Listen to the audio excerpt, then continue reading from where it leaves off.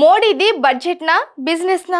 కేంద్రంలో వరుసగా మూడవసారి ప్రధాని అయిన నరేంద్ర మోడీ ప్రభుత్వం తొలి బడ్జెట్ను విడుదల చేసింది. 2024-25 ఆర్థిక సంవత్సరానికి సంబంధించిన ఈ బడ్జెట్లో మెరుపులు ఎన్డీఏ పార్టీ పక్షాలు చెప్పుకుంటారు. విరుపులు విపక్షాలు గట్టిగానే చెబుతాయి. ఇంతకీ మోడీ బడ్జెట్ అంటే ఎలా ఉంది? ఆ బడ్జెట్ వెనుక ఉన్నది దేశ హితానికా, లేక రాజకీయమా, లేక వివక్ష, లేక ఇండియా కూటమి నేతలు ఆరోపించినట్లుగా కొన్ని రాష్ట్రాల మీద కక్షగట్టినట్లుగా ఉంటుందా? అంటే ఎవరికి తోచిన తీరున వారు జవాబు చెప్పుకోవచ్చు. అయితే సాధారణంగా ఒక విషయం ఉంది. దేశంలోనే కాదు, అంతర్జాతీయంగా చూసినా కూడా గుజరాతీయులు అంటే బిజినెస్ మైండ్ ఎక్కువగా ఉంటుందని అంటారు. ఈ మాట చాలా మంది అంటూ ఉంటారు. అది అన్ని విషయాల్లో అన్ని వేళల్లో కనిపిస్తుంది అని కూడా అంటారు.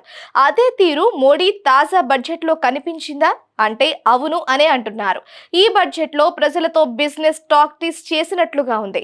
అది ఎలా అంటే ఇన్కమ్ ట్యాక్స్ 1,00,000 స్లాబ్ పెంచి అక్కడికి అదేదో పెద్దగా చేసినట్లు చూపిస్తున్నారు అని కామెంట్స్ పెడుతున్నారు.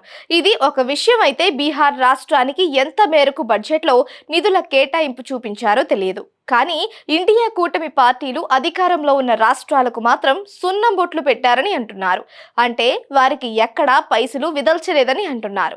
ఆయా రాష్ట్రాలతో రాజకీయ అవసరాలు లేవని అలా చేశారా అని కూడా అంటున్నారు. అంతేకాదు అక్కడ ఎంత ఇచ్చినా ఇండియా కూటమి పార్టీలకే మొగ్గు ఉంటుందని భావించి వద్దు అనుకున్నారా అన్నది కూడా ప్రశ్నగా ఉంది. ఇక అవసరం అయితేనే ఆయా రాష్ట్రాలకు డబ్బులు ఇస్తామన్నట్లుగా కూడా ఈ బడ్జెట్ చూస్తే వ్యవహరించినట్లుగా కనిపిస్తోంది అని అంటున్నారు. అవసరం ఉంటే ఎన్నికల అవసరాలు అన్నమాట. ఆయా రాష్ట్రాలలో ఎన్నికలు ఉంటే బడ్జెట్ కేటాయింపులు ఆటోమేటిక్ గా జరిగిపోతాయని అంటున్నారు. లేవు అంటే వారిని అలా సైడ్ చేస్తారని అంటున్నారు.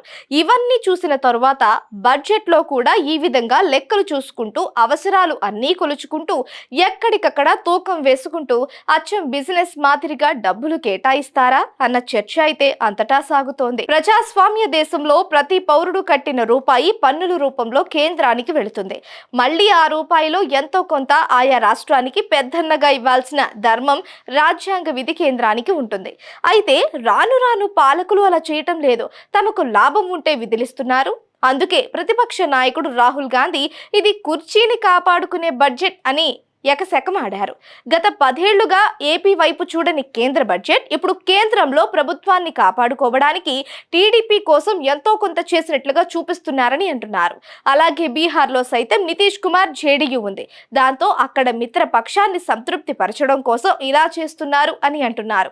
ఈ విధంగా చేస్తే మాత్రం అది దేశ హితానికి మంచిది కాదని, అన్ని రాష్ట్రాలకు బడ్జెట్లో ప్రాధాన్యత ఇవ్వాలని, వెనుకబడిన రాష్ట్రాలకు ఆర్థిక ఊతం ఇవ్వాలని, అదే రాజ్యాంగ స్ఫూర్తి అని మేధావులు సూచిస్తున్నారు.